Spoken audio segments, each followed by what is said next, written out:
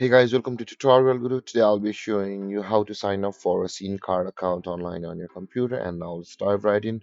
Now to sign up for a Scene Card account on your computer, first open up your preferred browser as I have already opened the Google Chrome, and on the search bar click over there and type in the address sceneplus.ca like this and hit on enter, and then you'll be directed to the home page of the Scene. Over here you can see guys, and at the top right corner of the screen you can see the register button available for us. But guys, if you have already created an account on Scene, simply click on sign in button available over here, and then you can just sign into your account.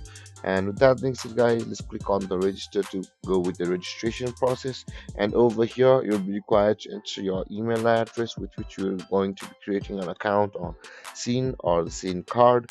And after you have entered your email, enter your password guys, and again confirm your password over here by retyping the password which you had typed above.